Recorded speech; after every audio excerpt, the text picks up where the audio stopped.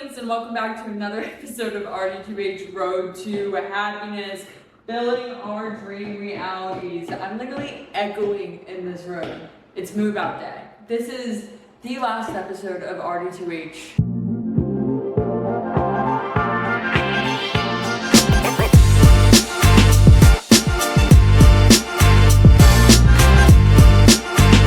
In this apartment. Never going to be the last episode of RD2H, but it's the last one in this apartment. And if you're new here, this is the first apartment I've had in Los Angeles.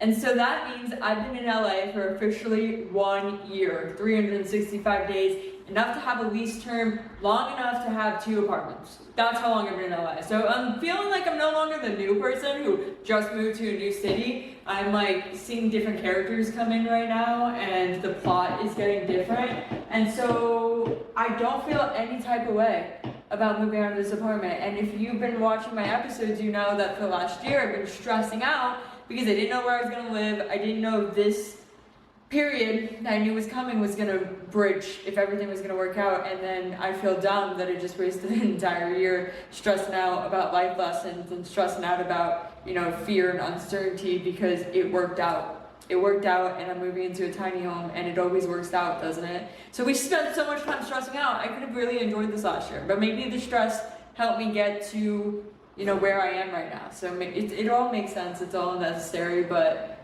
it always works out. So I'm done stressing about it. Moving forward, bro, I'm just gonna be like, I don't know how the bridge is gonna come, but it's gonna come. So every time you move out, you have that nostalgia feeling. Like, oh, we're moving into our next chapter. Let's dissect everything that happened this year. Let's, overthink our life into existence because this environment that we're in is leaving.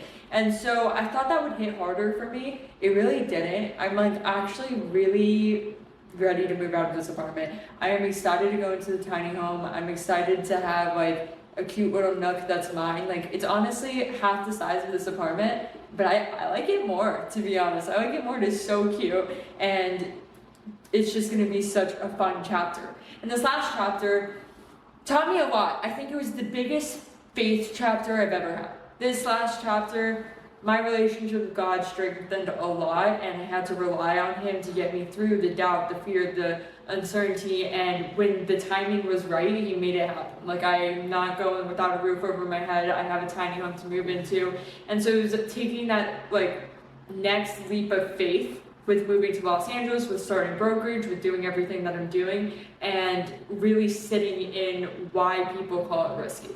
When you take big risks and you move across the country, you don't know why it's risky. You haven't seen the world yet. This was my first encounter, really seeing the world and dealing with fear, uncertainty, rejection, everything in the book, between work and the pressure at work and the financial pressure and being in a city by myself. I really got to know myself and build my relationship with God this year, and I'm super thankful for that. But with that, as I'm seeing new characters enter the story and I'm letting go of this apartment, and it feels like we're moving into phase 2, chapter 2, Natalie in LA, I am ready to move on to that next chapter, and I'm ready to let go of this apartment and be in a fresh start. And I don't really know what more to say than that. I'm blessed. I'm blessed to be continuing my journey in Los Angeles, and it felt wrong to not record and document this little transition moment.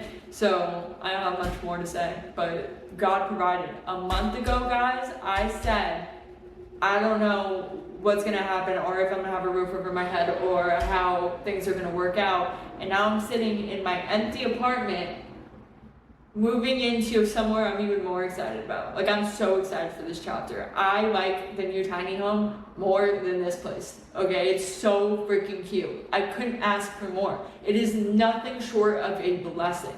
And so it's all gonna work out. It's literally all going to work out.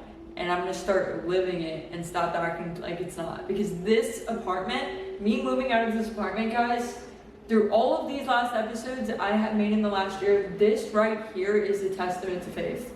This right here, me moving out of this apartment and having a next step and continuing this journey that we are, documenting, this is a testament that God provides in His timing. It's not my timing. I spent a lot of time not knowing how it was gonna work out, but it was always gonna work out. It was gonna work out when it needed to, okay? I got the notice for the tiny home 2 weeks before my move out date, but it was always gonna work out.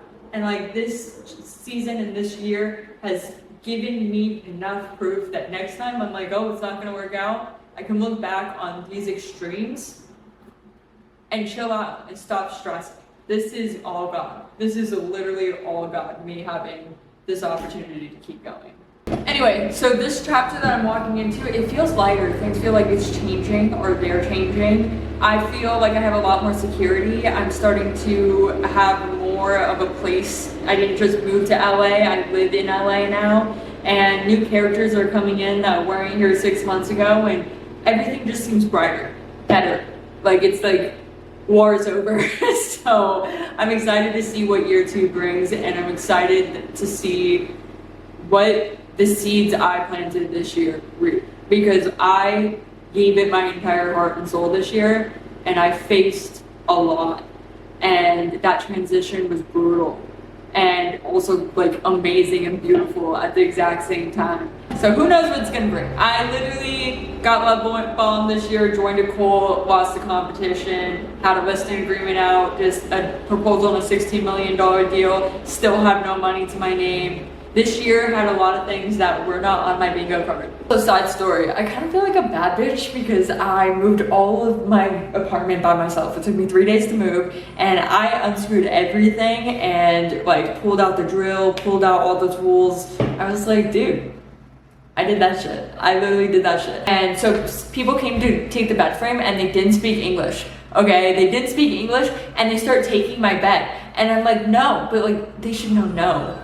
And I'm like, no, don't take my bed, don't take my bed, don't take my bed. And these guys like went like halfway to their truck with my bed. And yeah, so that's like kind of how I got everything out, putting it on Facebook Marketplace for free, and I almost got my bed stolen.